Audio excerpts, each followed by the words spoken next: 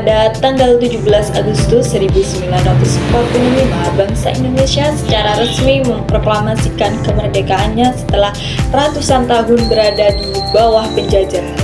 Banyak orang mengira bahwa setelah bendera merah putih dikibarkan, segala kesulitan akan hilang begitu saja. Padahal kemerdekaan itu justru menjadi awal dari perjuangan yang baru dan tidak kalah beratnya, yaitu membangun negara dari kondisi yang sangat memprihatinkan.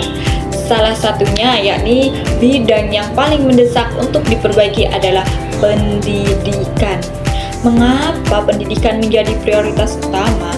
Karena tanpa rakyat yang cerdas, berilmu, dan berakhlak, sebuah negara tidak akan mampu berdiri tegak dan berkembang maju.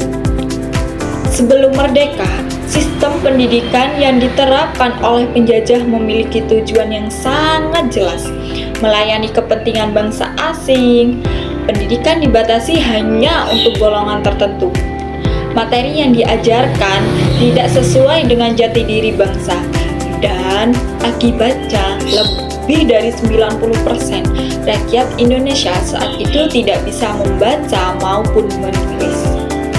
Nah, dalam video kali ini kita akan membahas secara lengkap dan jelas dan memahami mengenai bangsa kondisi pendidikan setelah Indonesia merdeka, langkah-langkah apa saja yang diambil pemerintah, serta contoh nyata perubahannya yang bisa kita pahami dengan mudah.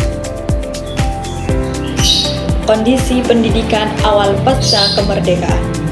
Setelah Indonesia memproklamasikan kemerdekaan, kondisi dunia pendidikan berada dalam keadaan yang sangat sulit dan kacau. Mari kita lihat secara rinci apa saja tantangan yang dihadapi. Pertama, fasilitas sangat rusak dan terbatas. Selama masa perang mempertahankan kemerdekaan, banyak gedung sekolah yang hancur maupun rusak yang parah atau dijadikan tempat pertahanan militer. Jumlah sekolah yang ada saat itu sangat sedikit dan hampir semua hanya berada di kota-kota besar saja. Di daerah pedesaan sangat jarang ditemukan bangunan sekolah yang layak.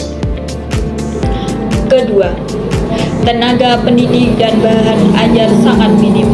Guru yang ada jumlahnya sedikit dan sebagian besar masih menggunakan sistem serta bahasa pengantar dari masa penjajahan. Buku pelajaran yang tersedia pun masih berbahasa Belanda atau bahasa asing lainnya, dan isinya lebih banyak menceritakan kebesaran negara penjajah, bukan sejarah dan kebudayaan bangsa Indonesia sendiri. Ketiga, tingkat pengetahuan rakyat sangat rendah. Sebagian besar rakyat Indonesia, terutama yang tinggal di desa, tidak memiliki kesempatan mengenyam pendidikan. Akibatnya, angka buta huruf mencapai lebih dari 90%. Banyak orang yang tidak bisa membaca surat kabar, surat dari keluarga, atau memahami pengumuman resmi. Melihat kondisi yang sangat memprihatinkan ini, para pendiri bangsa negara menyadari bahwa arah pendidikan harus diubah total. Tujuannya, pendidikan yang baru pun diterapkan, yaitu mencerdaskan kehidupan bangsa, membentuk manusia yang merdeka, berakhlak mulia, menciptakan tanah air, dan memiliki keterampilan untuk membangun negara sendiri. Hal ini pun diperkuat dalam Pasal 31 Undang-Undang Dasar 1945 yang menyatakan bahwa setiap warga negara berhak mendapatkan pengajaran. Langkah pembinaan dan contoh konkretnya yakni untuk mewujudkan tujuan tersebut, pemerintah dan tokoh pendidikan mengambil berbagai langkah nyata. Berikut adalah penjelasan lengkap beserta contoh yang sangat jelas. 1. Membentuk lembaga pengelolaan pendidikan nasional.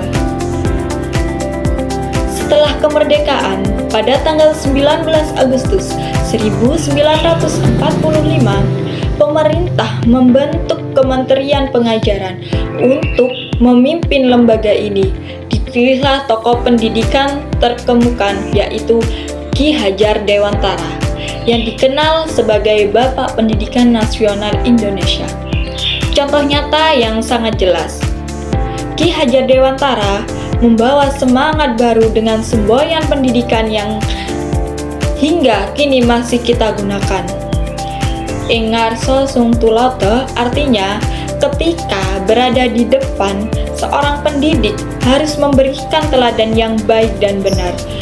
Ing madya mangun karso artinya ketika berada di tengah-tengah murid, pendidik harus mampu membangkitkan semangat dan keinginan untuk belajar. Tutwuri handayani artinya ketika berada di belakang, pendidikan harus memberikan dorongan, dukungan, dan arahan agar murid berani melangkah maju. Ini berbeda sekali dengan masa penjajahan, di mana guru sering bersikap kaku, keras, dan menakutkan. Sekarang, pendidikan berjalan dengan cara yang memanusia dan membangun. 2. Menggunakan bahasa. Pengantar dari kurikulum ini adalah perubahan paling mendasar yang dilakukan pada masa penjajahan. Bahasa pengantar di sekolah adalah bahasa Belanda dan materi pelajaran berisi tentang sejarah, peta, serta kebudayaan bangsa penjajah. Contoh nyata perubahannya, bahasa Indonesia diterapkan sebagai bahasa pengantar utama di setiap jenjang pendidikan, mulai dari sekolah dasar hingga perguruan tinggi. Contoh, dulu anak-anak belajar membaca tulis berbahasa Belanda, sekarang mereka mulai dan menulis menggunakan bahasa Indonesia. Hal ini sangat penting karena bisa mempersatukan ratusan suku dan bahasa daerah serta berbeda di Indonesia. Isi pelajaran disesuaikan dengan kebutuhan bangsa. Contohnya, sebelumnya siswa menghafal nama-nama kota di Belanda dan kekayaan alam yang diambil untuk kepentingan mereka. Sesudahnya, siswa diajarkan mengenal peta wilayah Indonesia, nama provinsi, sejarah perjuangan para pahlawan, keberagaman budaya daerah, serta nilai-nilai gotong royong persatuan.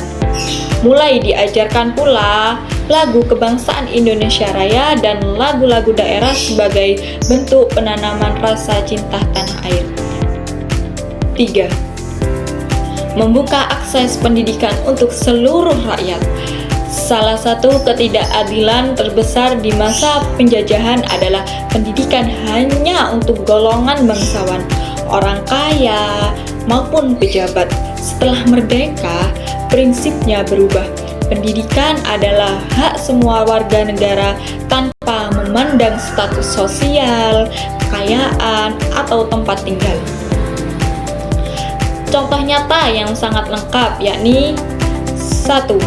Mendirikan sekolah rakyat. Pemerintah membangun sekolah-sekolah sederhana di hampir setiap desa. Biayanya sangat murah, bahkan yang digratiskan. Contoh, anak-anak petani, anak pedagang, dan anak pejabat bisa bersekolah di tempat yang sama, duduk di bangku yang sama, dan mendapatkan pelajaran yang sama. Tidak ada perlakuan lagi. 2. Program pemberantasan buta huruf. Karena banyak orang dewasa yang sudah melewati usia sekolah tapi belum bisa membaca dan menulis, pemerintah membuat kelas khusus. Contohnya, di setiap kampung diadakan kelas belajar di sore atau malam hari. Warga diajarkan membaca huruf, menulis nama sendiri, dan berhitung angka sederhana. Hasilnya, dalam waktu singkat, banyak orang tua yang akhirnya bisa membaca surat kabar, membaca surat dari anaknya yang merantau, dan memahami pengumuman di balai desa. 3. Mendirikan perguruan tinggi negeri. Sebelum merdeka, sangat sulit melanjutkan pendidikan tinggi, bahkan harus pergi ke luar negeri. Pasca kemerdekaan, dibangun perguruan tinggi memiliki negara. Contohnya, UGM didirikan tahun 1949 di Yogyakarta. UI resmi berdiri tahun 1950 di Jakarta. maupun ITB dikembangkan menjadi perguruan tinggi teknik yang mandiri. Kini, putra-putri daerah bisa belajar ilmu kedokteran, hukum, maupun teknik dan keguruan di dalam negeri sendiri. 4. Menyusun dasar hukum pendidikan nasional. Agar sistem pendidikan berjalan teratur dan memiliki aturan yang jelas, pemerintah mengesahkan Undang-Undang Nomor 4 Tahun 1950 tentang Dasar Pendidikan dan Pengajaran. Isi pentingnya dan contohnya. Pendidikan berlandaskan pada dasar negara Pancasila. Artinya, materi yang diajarkan harus berbentuk akhlak yang baik, toleransi, dan persatuan. Pendidikan bertujuan mencerdaskan pikiran dan mengembangkan keterampilan agar siswa bekerja dan mandiri. Pendidikan dasar disediakan dengan biaya terjangkau, bahkan gratis bagi yang kurang mampu. Nah, hasil dan perkembangannya yakni adalah berbagai usaha yang dilakukan pemerintah dan masyarakat sejak awal kemerdekaan ini tidak sia-sia. Hasilnya mulai terlihat nyata dari tahun ke tahun, yakni jumlah siswa meningkat pesat. Jika pada tahun 1945 hanya ada sekitar 2 juta siswa, maka pada tahun 1960 jumlah melonjak menjadi lebih dari 12 juta siswa.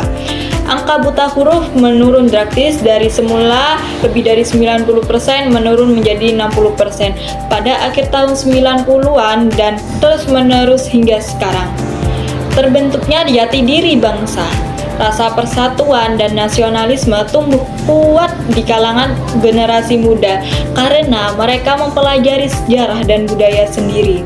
Lahirnya tenaga ahli membangun negara, banyak lulusan sekolah dan perguruan tinggi yang kemudian menjadi guru, dokter, insinyur, dan pejabat yang membangun jalan raya, baik jembatan, rumah sakit, dan fasilitas umum lainnya yang ada di seluruh Indonesia. Contoh paling sederhana dan nyata yakni jika dulu sebuah desa hanya memiliki 1 orang yang bisa membaca, maka setelah ada sekolah rakyat dan program buta huruf, hampir semua keluarga memiliki anggota yang bisa membaca dan menulis. Ini membuat informasi dan pengetahuan bisa menyebar dengan cepat dan seluruh pelosok negeri. Sekian sudah menyimak video kami. Apabila ada salah tutur kata, kami mohon maaf yang sebesar-besarnya. Wassalamualaikum warahmatullahi wabarakatuh. See you.